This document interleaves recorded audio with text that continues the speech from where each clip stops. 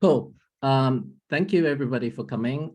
Today is the 13th of January, Friday. It's the 28th call we've been having this SIP call. So I hope you find this space useful. And today we're going to be talking about stacks mining and stacking a Q4 22 report. Maddie is going to give us an overview of his findings. Maybe a bit of advice, and we'll go into the mining decentralization proposals, maybe including the pool as well. I've invited some people who apply for the mining pool as well to this call, so maybe we can have a productive session, second part of the call, so we can move on that sort of a critical point in our journey to further decentralized stacks.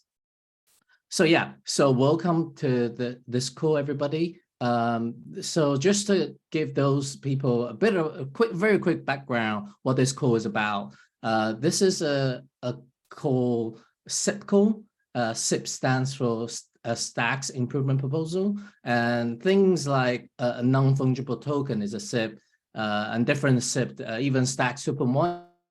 So here is a space where you can come in and listening to all this sort of core development, as well as sort of if you have a SIP idea, here we can help you feedback, we can help you together turn that idea into practice, and maybe you will be able to incorporate your idea into the core Stacks network.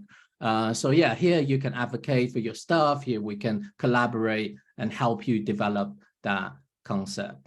So what is a SIP? A SIP is just essentially just a document that is you can almost think of it as a little form that you fill out, but it has a specification of what you want to improve in the Stacks network, whether it's from a governance perspective, which SIP 000 is about, or other tech sort of stack of the Stacks network blockchain. So yeah, specification that you fill out. Yeah, that's all. We don't need to overcomplicate that. So I like to give everybody. I do this weekly. I give an overview of the current sort of landscape of the SIP in the pipeline.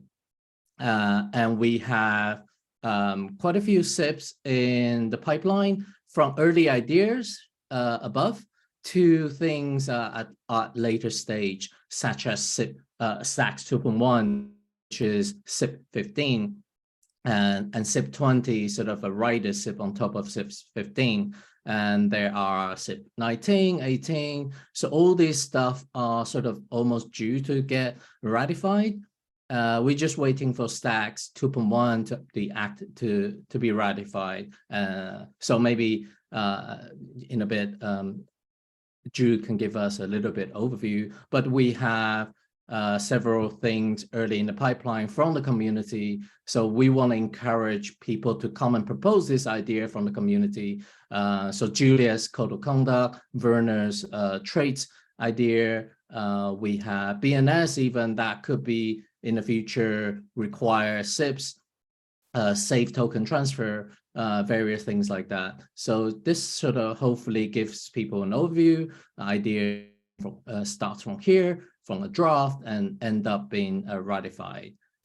Yeah, so maybe if Jude doesn't mind, give us a little bit quick update on Stacks 2.1, when that might be coming.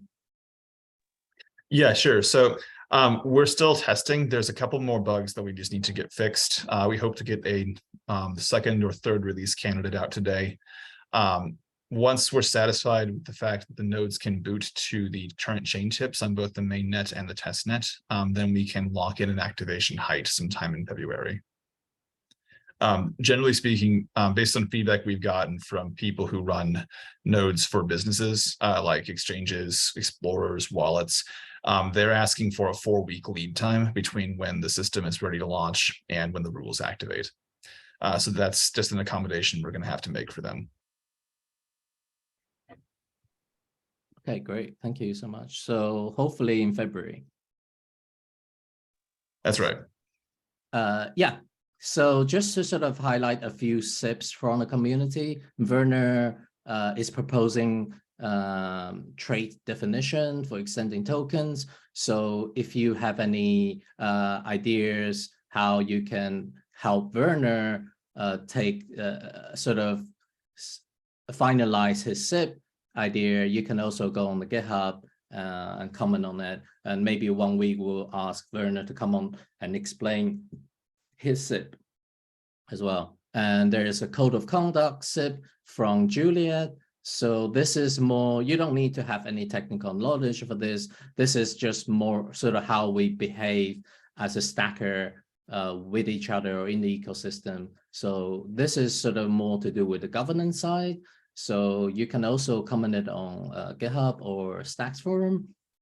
There's a one from Mark or Ken about BTC transfer. Still hoping to get Yannick or people from Hero to maybe come on and explain this. So yeah, this is trying to not go into too much detail because I want to leave most of the session for Maddie. So yeah, let's just go into the main topic, Maddie. So I'll stop sharing my screen and Maddie can share. Yeah, sure. Thanks, Hero. Let me share here. All right, you guys should be seeing this report. Okay, I see Jude nodding. Cool. So also, because we want to more explicitly talk about mining decentralization improvements and save time for that, I'll start with stacking and then do mining because that will lead into discussions about changes to mining or improvements to decentralization of mining. So this is a report looking at the last year and the last quarter of stacking, right? And so just as a brief reminder, introduction to both stacking and mining, really, right? Stacks uses a consensus mechanism called proof of transfer. That's the mechanism by which the chain actually ultimately settles to Bitcoin. People spend Bitcoin to mine stacks, conceptually similarly to how when you're mining Bitcoin, you spend electricity to mine Bitcoin. And so when you stack stacks, there is this Bitcoin yield that is available because as an organic product of the mining process, miners are sending Bitcoin that is available to be routed to stackers. And that creates some economic incentives and some unique properties of stacks that play heavily into SBTC, which is a slightly different topic. But you can read more about SBTC as well and how the interplay of mining and stacking influences that and creates some unique attributes as well in the thread that's linked here from these reports. And these reports are on cycle.io. So not difficult to find. They're on my Twitter. I can share them in the comments here.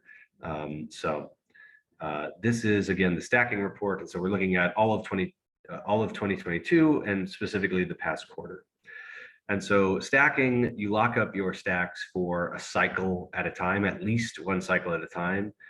Even in 2.1, you'll still be you can stack and unstack whenever you want in terms of I can stack for only 3 cycles and unstack, but you still are committing to at least a cycle at a time when you do that. You can't unstack and suddenly be unstacked in the middle of a cycle. And so cycles are still relevant and will remain relevant. And the cycles on average have been just over 2 weeks, right? And this is a product of the number of blocks, the amount of time each block takes to settle, which in this case is also influenced by Bitcoin because of the way Stack settles to Bitcoin. So it's just over 2 weeks on average for a cycle. The total amount of STX or Stacks tokens stacked over the last few years, over the past few quarters, the past few cycles has generally increased. It's been about, as you can see, like 490 million on average, and it's roughly increased, although there is some variance in that. But if we look at that as a percentage of the circulating supply, which is arguably the more useful representation of this number, we see that only about slightly less than 40% of SDX tokens are stacked. So there's quite a bit more tokens that can be stacked that are out there. So that is also roughly increased. So again, this is the same general shape of variability. So about 37-ish% on average of tokens of the circulating supply are stacked. And you can see that in general, the past quarter has had a bit more the tokens of the circulating supply stacked than the past year. So good signs for an uptrend, especially because, as I mentioned, or alluded to at least, stacking is, especially the decentralization of stacking, is increasingly relevant, especially because of SBTC. So decentralization of stacking is very relevant for SBTC. The total number of stackers, there's a couple different ways you can look at this, because stacking pools technically represent lots of individual stackers, but they don't have custody of those stackers. They can't steal your tokens, but they do have, how should we put this, like you are delegating decision making to them while you're stacking in a pool. So when it comes to SBTC, they'll be signing on your behalf. And so we can look at this and considering each individual in a pool as their own person, but it's arguably not the best way to look at it, because the best way to look at it is considering one pool as one stacker. And so the first way is just including every single individual person, which is still useful to understand, like how much activity is there total out there, how many people are interested. And we have about 5,500 individual stackers. That includes people taking part in pools. And so the average over the past year has been about 5,000. So that's quite high. I was pleased to see that number. And you can see it's also like generally increased, although there's some variability. In orange here, we have this same number, but counting each pool as one stacker. So the total number of stackers where each pool is just one. And that has actually declined over time, although we have on average slightly above 190 and still above 160 individual stackers. But that's declined. Possibly one reason is because existing pools have eaten up more and more market share, or that's one possible interpretation. Others could be that people have stopped stacking, but that's not suggested, right, by the total number of tokens that are stacked. So interesting to see, possibly a warning sign that stacking is getting more centralized. So let's look at that further. In green, we have the total number of stacking pools. So only looking at stacking pools. And you can see that it's been about 8 on average. It's been fluctuating around there. So maybe some slight consolidation, but certainly the degree of consolidation that we see in the total number of stackers cannot be fully explained by this very slight consolidation in the total number of pools out there. So in summary, healthy number of total stackers involved is slightly increased in the last quarter, although when you count each pool as just one stacker, that number has slightly concentrated to something like 170-ish stackers per cycle on average in the past quarter. So something to keep an eye on, especially in light of greater than 50%, greater than 70% attacks. Now, the greater than 50% number doesn't really matter for stacking. It's useful as like a proxy comparison, because we usually think about decentralization as a greater than 50% in the context of mining, et cetera. What really matters though is for SBTC, the greater than 70% threshold. And that's because greater than 70% of signature, is the threshold for signatures of the SBTC wallet that stackers control. So 70% is actually the key criteria. But we can look at 50% just to get a better sense of that as well. And so that's what we have here. We have in blue 50%, in red 70%. And so what does this mean? It means that on average, slightly, it would take over the largest 12 stackers to collude to reach over 50% of total stacking activity, still attacking power, so total number of SDX tokens stacked. If we look at the 70% number, which again is what matters, that number is closer to like 23. So you would need the largest 23 individual stackers and or individual pools to all collude in order to hit greater than 70%. So that's pretty decentralized. I mean, it's, when you compare that, obviously it's not an apples to apples comparison, but when you compare that to like the decentralization of hash power, right, for Bitcoin, to hit a 50% attack in Bitcoin, like 2 or 3 of the largest pools would do so. Same thing for Ethereum. So to have a number that requires 23 of the largest players needing to collude, that is quite highly decentralized relative to other, you know, similar situations. So that's a good sign. Again, we see maybe that's slightly declined over the past year, but it's still above, you know, 20, and that seems quite healthy. The Gini coefficient is yet another way to measure inequality or centralization, decentralization in really any system, whether you're talking about income inequality or the concentration of miner activity, or, you know, just measuring, is it dominated by a few really, really rich people and then other stackers have very little, or is it kind of equally spread out? And we can see that the Gini coefficient has declined over the past year, again, representing in a different way that stacking has become slightly more slightly more centralized, slightly less decentralized over the past year. But again, that is maybe, if that continues for another, you know, few years, that would be of concern or of more concern. But right now, with it needing, you know, more than 20 of the largest stackers to collude, I don't think it's in any kind of like immediate warning signs or risks. So stacking yield is obviously what people or some stackers care most about. There's obviously different ways to think about yield. This is true of any yield generating asset.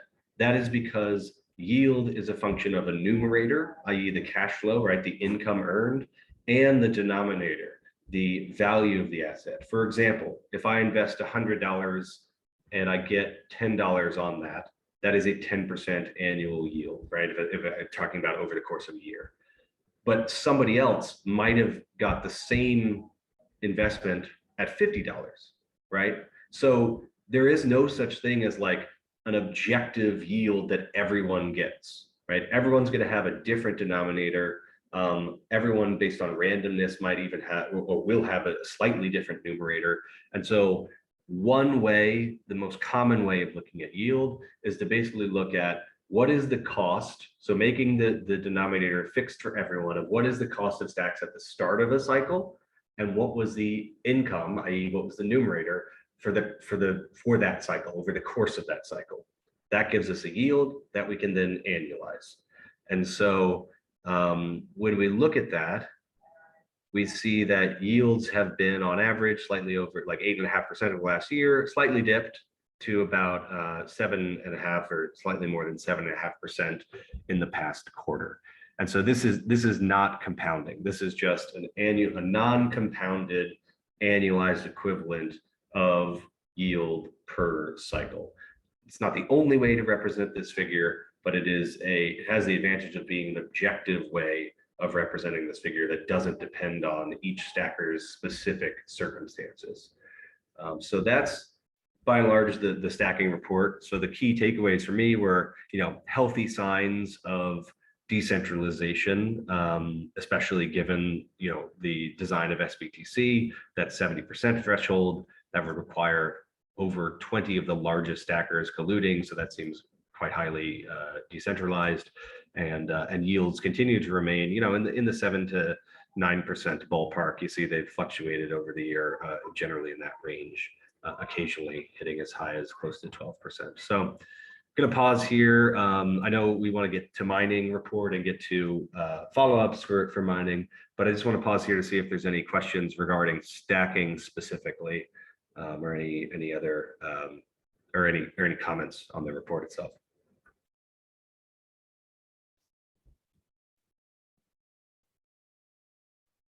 Please feel free to unmute, or if you click on the reaction and raise hand if you're not a co-host. we can see your hand and sort of unmute you. Or you can drop your question in the chat box.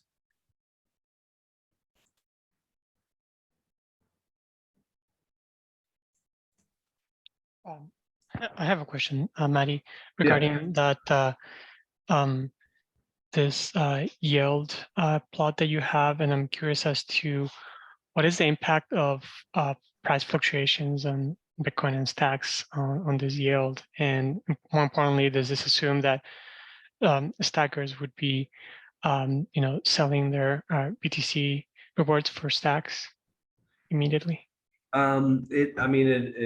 Let's see. It effectively assumes that at the start of a cycle, you buy stacks, you earn your income, and at the end of the cycle, you sell stacks and your income, right? To denominate it, and we pretend that's one complete thing, which gives us some percentage for the length of 2 weeks, and then we can annualize that to represent it. If you did this, the whole year, and you got the same return, what would the annual equivalent be?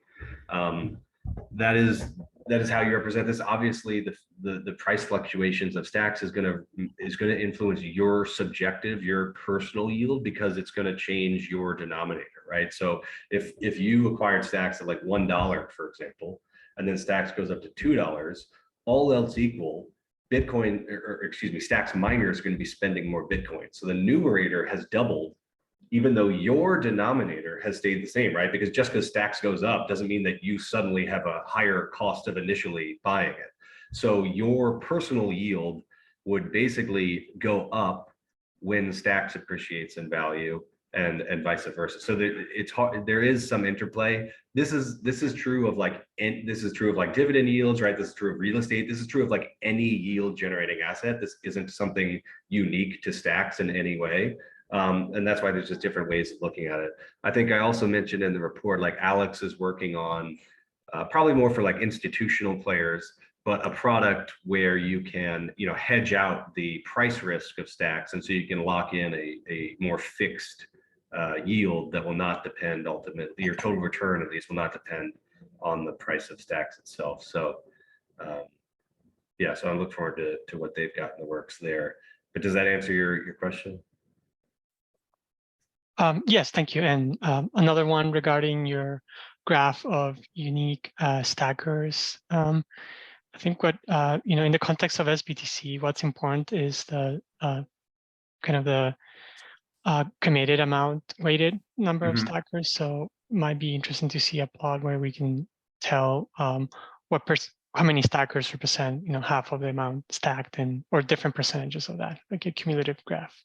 Yeah, that's fair. So yeah, I mean, the 50% of the set, this is almost like a discrete, or like one slice of what that chart would be, right? Like we're seeing, how many would it take to hit 70%? But yeah, a chart that shows more that like stacked barish graph. I know what you're talking about. Yeah, would be could tell us if it's a smooth line, or perhaps there's one big stacker that could make this graph have a jump. So yeah, fair. I elected to go with this approach because it just more directly tells you what you care about, and where that especially when there's like 160 stackers, like that chart can be incredibly difficult to actually read. But fair. Yeah, maybe we can add that for the. No, it's wonderful. Chart. Thank you. Thank you so much for all this work. Yeah, no worries. Cool. Any other questions out there? This one in the chat, Gary from Haylayer asked, is a way to get data APID? The figures on decentralization should ideally be accessible at any time. Yeah, that's fair. So I think what Gary's referring to is past tense of API, as in programmatically request this information, API'd, so to speak. I am not aware of an easy. I got this information basically by hitting Stacking Club's API, and they're serving a front end web app with this information. So it's not like I'm exploiting their server, but I'm like hitting it in a way that it wasn't really intended to be used. I don't know of any intended API to serve up stacking data. Maybe Jude, do you know of anything? Because the official Stacks API doesn't have anything on this that I could find. Yeah, that's basically what I would have done, like hit up Stacking Club or just scan the blockchain state itself. Yeah, but that would take a while. It may be possible with Stacks on Chain. Yeah, okay. If it's not, true. you can start pushing data to Stacks on Chain. They do have a subscription model now. I'm a big fan of Stacks on Chain, so please pay for it. But you can store data there. So if someone wants to create this type of data at Stacks on Chain, it's possible today. That's a good point. I do use Stacks on Chain. I do use their API for part of the mining report. So that could be another option. Yeah. Cool. All right. Shall we move on to mining then? Yeah. All righty. So we've got the mining report now. So pretty much, the flip side of the same coin, right? We looked at stacking, and now we're looking at basically the same thing but from a miner's point of view. So same introduction, to how proof of transfer works. Got some links to more details about how proof of transfer works and SBTC, et cetera, as well as some forum posts that we'll look at in a second for improvements to mining or potential improvements to mining, and the previous quarter's report. But again, this is the same time period, so 2022 and also Q4 specifically. And so block frequencies on average, each Stacks block takes about 11.4 minutes. Yes, this is a long time. So two things. First of all, you might think, well, why isn't this 10 minutes? Because I thought Stacks blocks settle to Bitcoin, which is an average is 10 minutes. There's two reasons it's not 10 minutes exactly. One, Bitcoin itself varies. Two, events such as Flashbox means that not every single Bitcoin block has a Stacks block. So Stacks block slightly, that is to say, every Stacks block has a Bitcoin block, but not every Bitcoin block has a Stacks block, right? So you will have a longer time than Bitcoin itself for block times, but obviously there's a lot of work in progress with subnets, et cetera, that will drastically increase the block frequencies of the settlement types. Number of unique miners, these are people, or this is considering if you just mined even just one block at all. So 71 people mined at least one block in the past year, 26 in the past quarter. How many miners does it take to execute, right, a greater than 50% attack? In blue, we have the total number of miners per block. In orange, we have that 50% attack number. And so we have on average, on a given day, on average, like slightly more than 6 miners, 5 to 6 more recently. And then to do a greater than 50%, or how much of that activity is concentrated into hands that would need to collude to hit 50%. It's about 2 or 3 miners, 3 on average, but at times dips down to 2. But again, yes, that is low. That seems low. Yes, we want to improve it.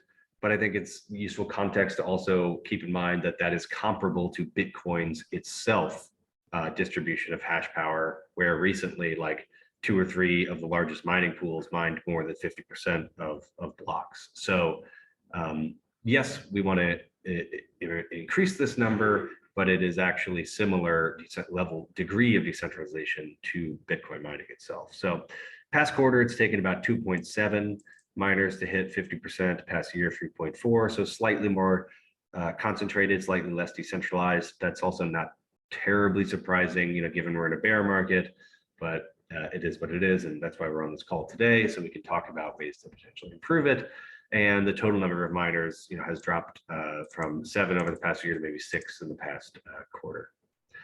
Gini coefficient, we looked at this number, right, for in the context of stacking, also looking at it in the context of miners, who's dominating miner activity.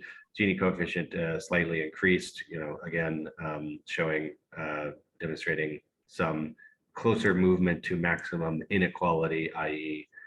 Mining activity getting a little bit more concentrated, more centralized.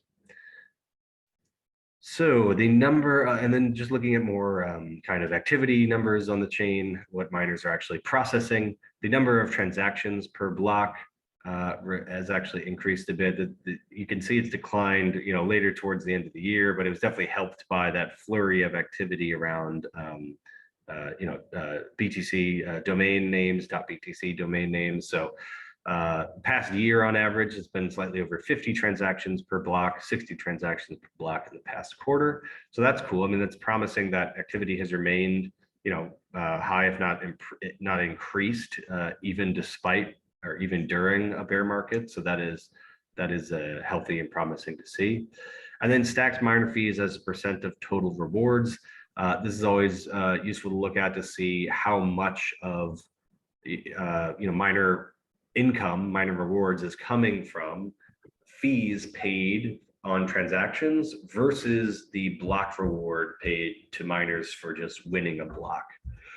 And you can see that has remained relatively low, dipped a bit this quarter. So only about 0.5% of total miner rewards are coming from transaction fees. It's interesting that has declined even while number of transactions has increased.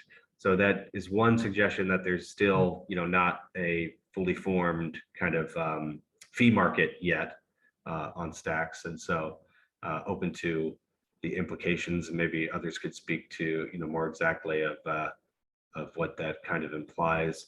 But to me, it implies that, we still need a fee market to develop. And as usage grows, I would expect that to happen at some point, but also kind of implies that the blocks are not getting filled at the moment, that there's still a healthy amount of room for more activity before fees increase, which is also a good thing. So that is fees as a percentage of total rewards. And then finally, the thing that miners sometimes or arguably most care about would be their profit margins. And so we can see that profit margins definitely spiked around, again, the time of like BNS domain flurry of activity, have dropped down a bit, but are hovering most recently right around the year's average of slightly over 10%. And this red line is just clearly demarcating zero. So below zero is periods of negative mining profit margins. And you can see historically, things have dipped down.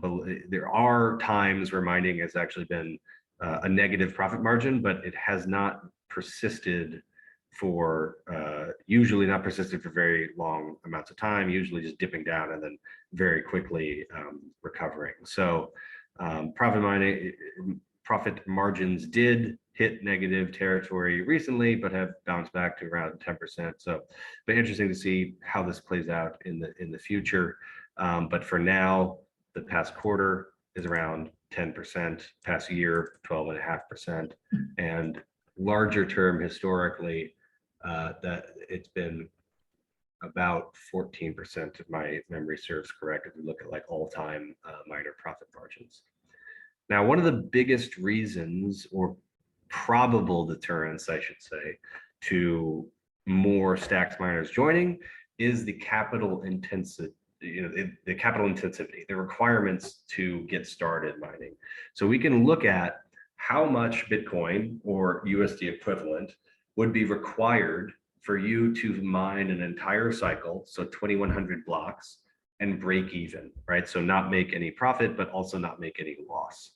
And so the past year, you needed about just over 1.2 Bitcoin, let's say, to mine a block. So that's per block. Obviously, you can recycle that, but that's just saying per block if you mined, per cycle if you mine 2,100 blocks. And that's about 20 grand in current USD prices. The past quarter, that has dropped a bit. So you only need, or quote unquote, only need 0.8 Bitcoin to mine a cycle break even, which is about $13,500.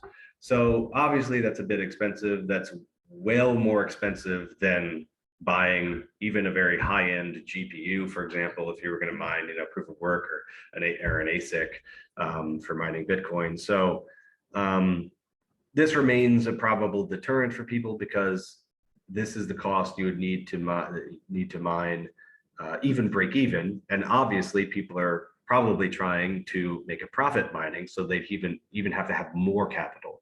Now, the reason you need a floor amount of capital in order to break even or in order to be profitable is that when you're mining stacks, right, you're sending native Bitcoin transactions, and like every single Bitcoin transaction, you have to pay a gas fee to Bitcoin miners, right? A gas fee for sending your Bitcoin transaction. And so if you're sending transactions and all you're doing is paying gas, then you have this cost, but no benefit. So you basically need to hit a point where the degree of your benefit has countered the fixed cost, so to speak, of your gas fees that you're paying. So that's the reason why there is this required kind of floor to even break even to get started. So as we can talk about now, there's some proposals to increase this. There's grant funding available to enabling, non-custodial mining pools that will go a long way to solving this specific problem by drastically reducing what it requires, just from one individual to mine. But yeah, that's the state of mining. Perhaps before we jump into the second half of this topic, the proposals and the funding that is out there, just want to pause and see if there's any other questions or comments on mining itself.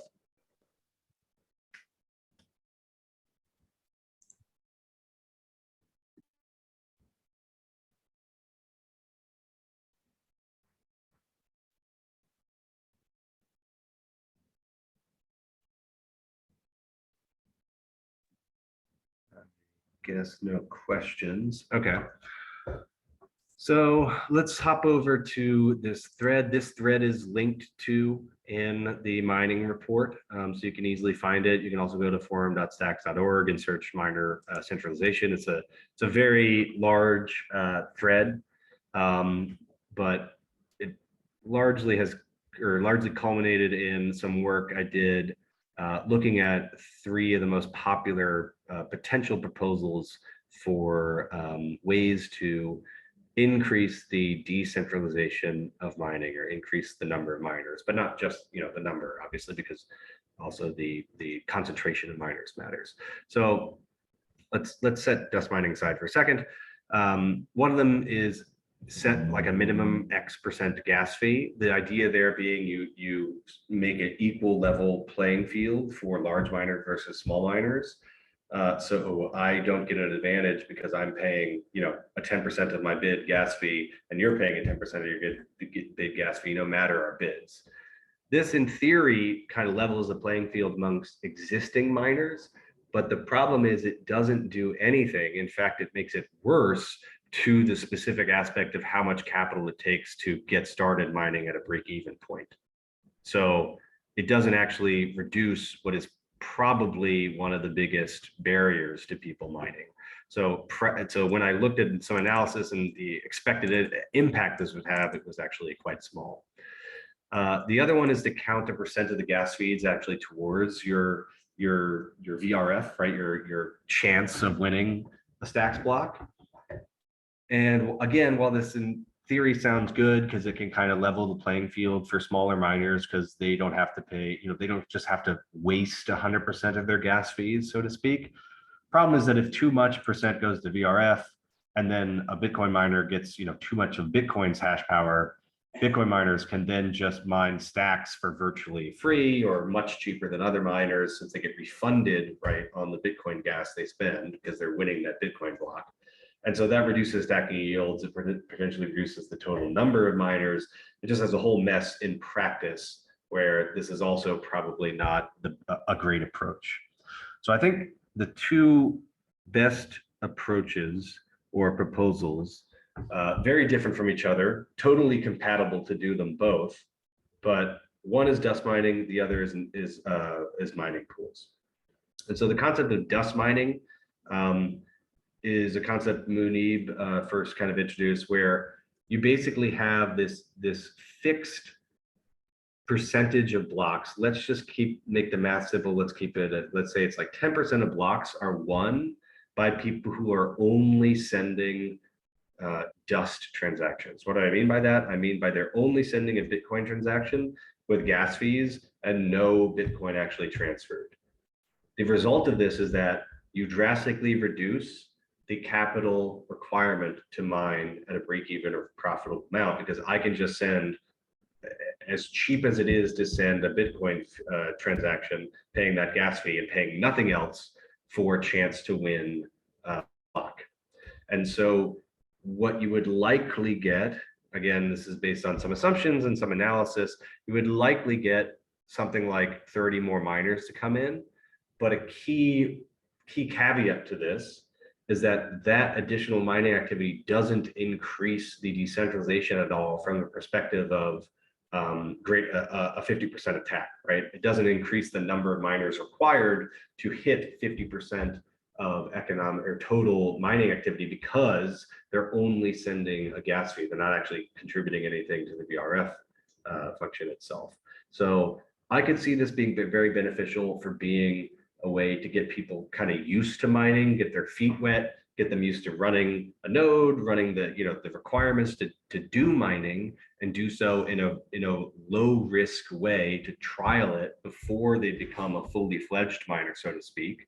So I could see this as a relatively quick win to kind of have a path to more miners, but it is not by any means a quick fix for fixing that greater than 50% number.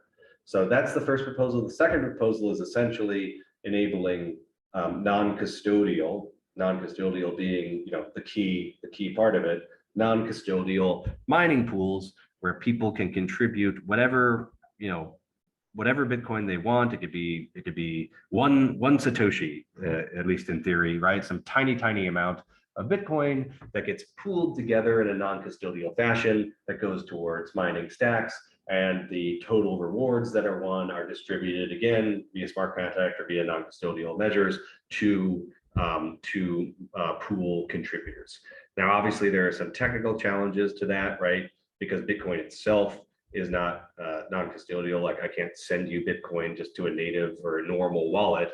Like, you now have control of it. So if I send Bitcoin to someone running a pool, it is custodial, or at least would as of now be custodial. So that's one challenge. And then there's also the challenge of, once stacks rewards are won, how are those distributed? Stacks rewards would need to, at least in theory, be paid to a smart contract that could see, right, who contributed to the pool and what proportions, and then trustlessly, non-custodially, right, distribute those rewards to each of those people. So a lot of the work in 2.1 sets up some critical prerequisites that are necessary for enabling this. I think Jude can speak more to the exact status and exactly what work remains to be done, or what remains out there. But I think it's important. Sorry, my menu's in the way. But if you go to stacksorg.com, you click on the grants tab, you can also explore open grants and residencies, but especially the grants that are available for this. So if I click into browse grants, it takes you to GitHub, and there is a critical bounty. There's grants out there, there's funding available for people who want to work on this for enabling decentralized mining pools. So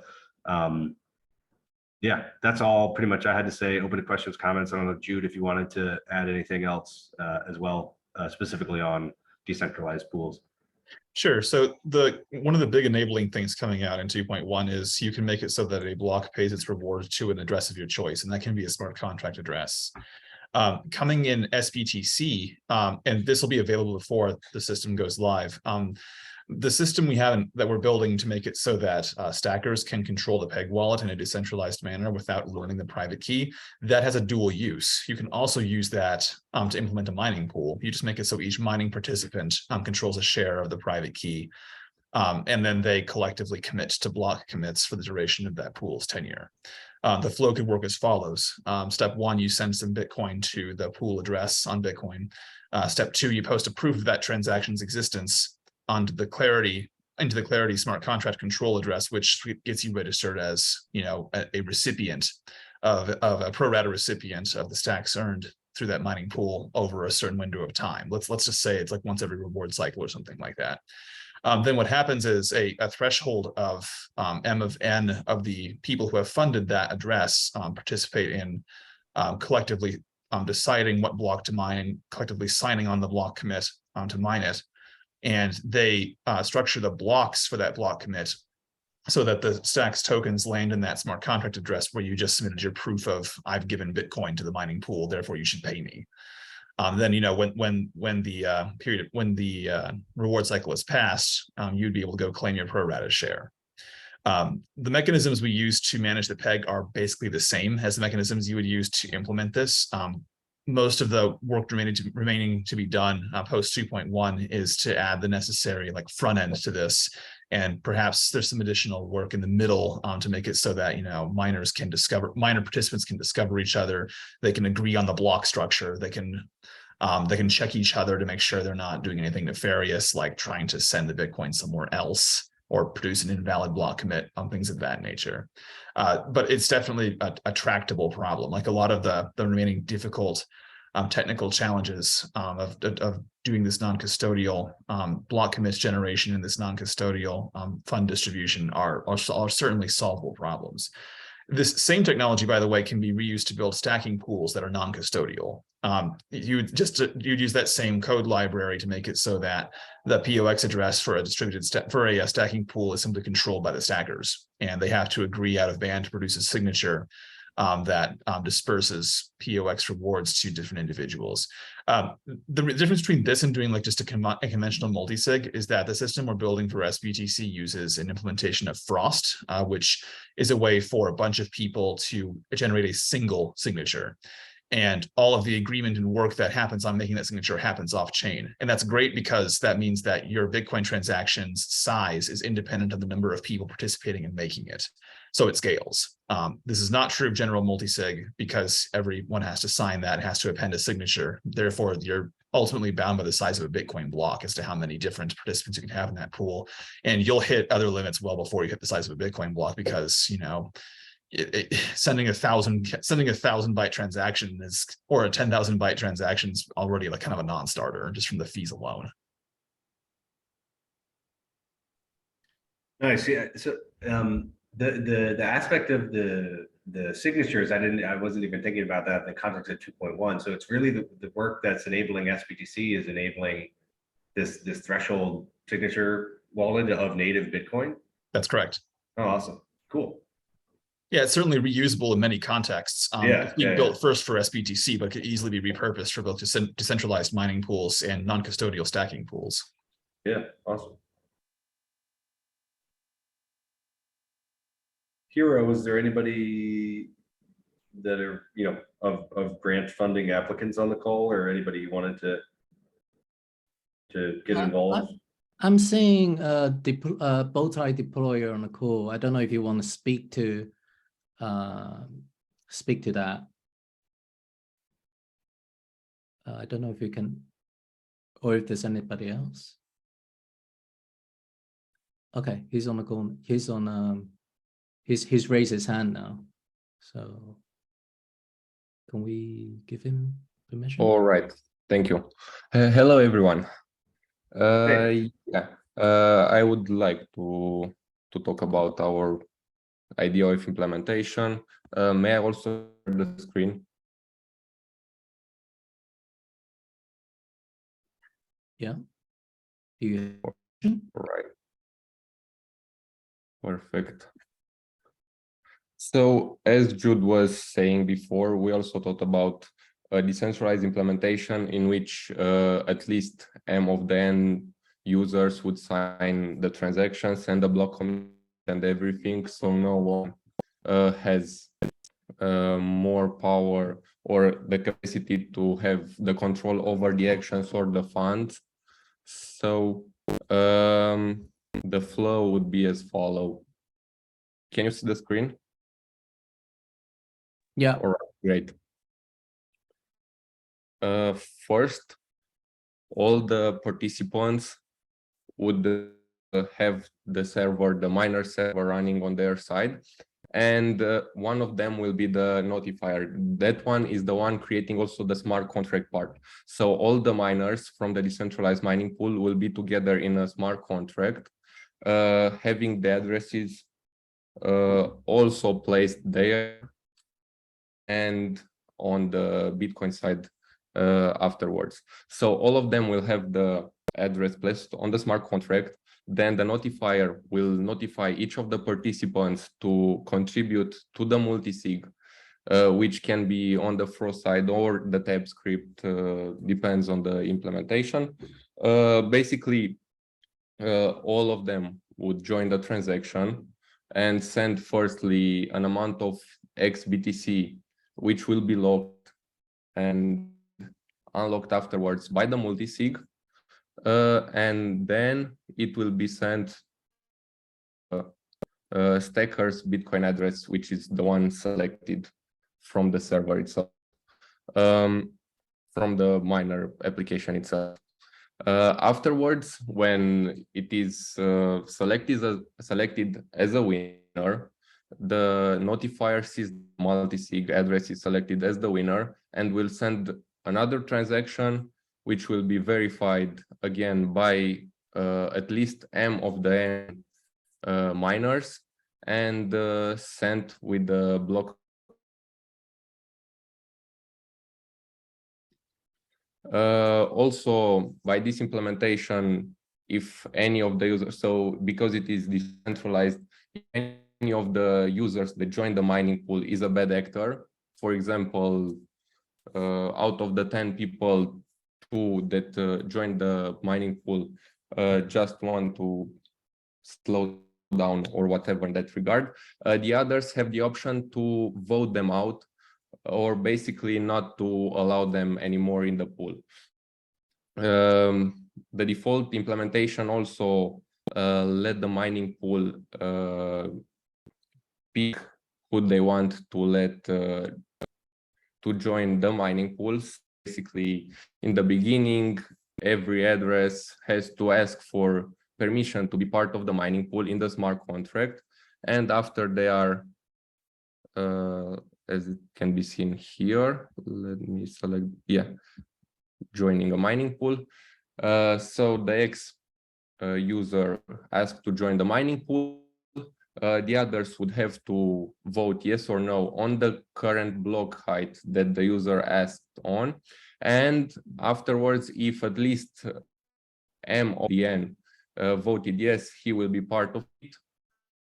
Or in the contrary case, he will not be part of it. Also, the notifier can be changed in case his side went down and he can't basically do his job.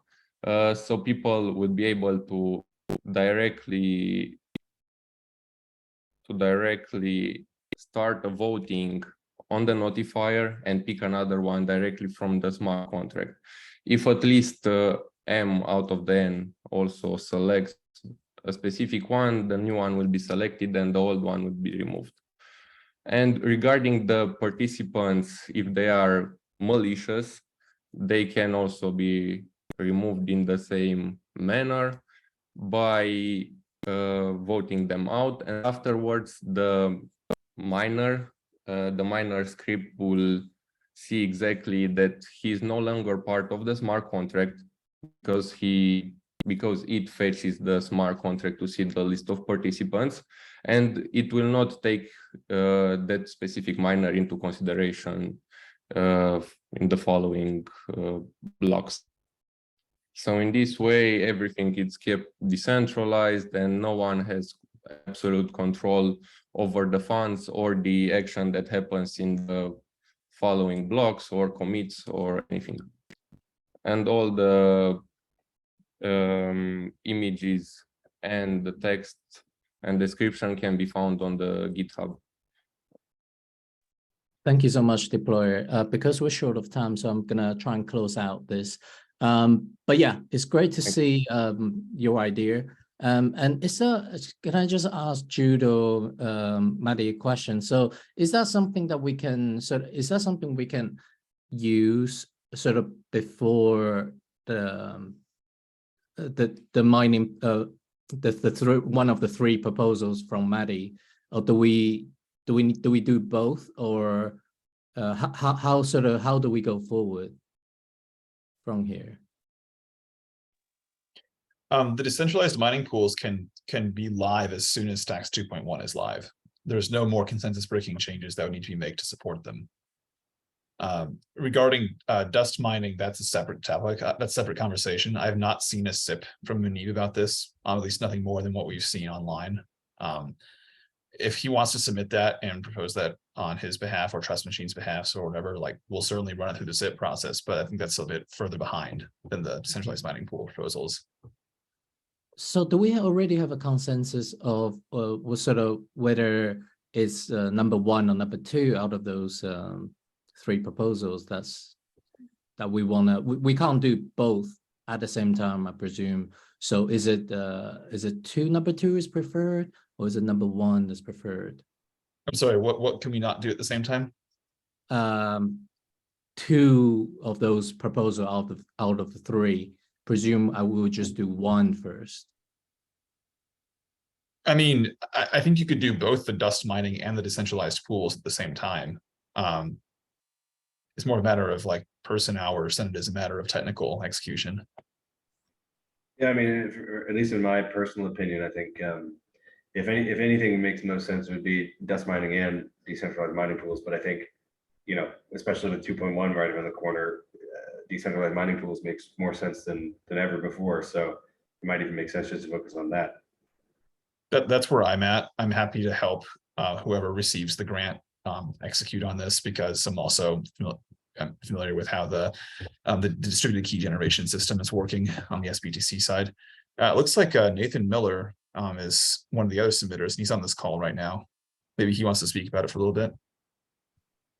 Let me pull him up here. I think I have to unmute him first. Sorry, guys, we're going over a little bit. Yeah, I mean, assuming he has time to. That's weird. I can't unmute him. Can someone unmute him? Oh, here it is. Hey, everybody. Yeah, I won't take long. I didn't come prepared to present, but to deploy, thanks. That was a really good implementation. But let's keep it short. We're focused on much more of a DKG implementation. We're actually doing something very similar right now for Ethereum staking, a DKG implementation there. So there are some parallels. So we're hoping to do that with Stacks. So great to be on the call and really interesting to hear from everybody. I just had one quick question, and then I'll go back on mute because I know we are over. But was curious on a proposal a few months ago about removing the miner kind of forfeiting their bid if they don't actually win the block. It looked like that had some steam, but I'm not sure if that went anywhere. I was curious about that discussion. I'm not sure what you're talking about. Yeah, I'm not familiar with that either. Okay, yeah. So there was a miner who said, "Hey, look, could we improve some of the decentralization by allowing only the person who wins the block to actually forfeit that bid of Bitcoin, as opposed to all miners, bidding, and then that all goes into the block." Oh, okay. I guess in theory that might be possible, but yeah, I don't think that has gone further than whatever state you saw it in, and all right. Yeah, I don't think it's been widely considered. Yeah. All right, thanks. Oh, I'll just do a quick giveaway right now. I'll just spin the wheel and we'll close out. And thank you everybody for coming, and especially thank you so much for Maddie, your knowledge on. Oh. This is rigged. There's no way that just happened. Oh well, it would be not sending away gift because you're still in Stacks, so it's great. And it's great. Thank you so much for your contribution in Stacks. Yeah, and obviously I know you have a great time over the other side, but yeah, thank you. Yeah, of course. Thanks for having me. What did I just win? You won a T-shirt and a mug wow. hat. Oh, cool. Awesome. Okay. A Stacks T-shirt. Sweet. I don't have one of those, so that's. Well, we got to change that then. Like, yeah, you should have like a hoodie as well. Yeah. No, I got a mug, but not a shirt or hoodie. So awesome. Thanks so much for this report, Maddie. This was excellent. Yeah, no worries. Glad to be on. Glad, I think there's a lot of progress being made and exciting to see 2.1 enable all these new tools and things that can happen. So we got 2.1, got SBTC, we got decentralized mining tools. I mean, we got subnets, not even to mention those. So this is awesome. Yeah, it's going to be a lit year, 2023. SBTC, subnets 2.1. That's just the first half of the year. Wow. Damn. Hold on to your butts. Yeah. Yeah. Thanks for having me. Great to be here. Appreciate it, Jude. Appreciate it, Hero. All right. Thank you all. Thank you. Bye.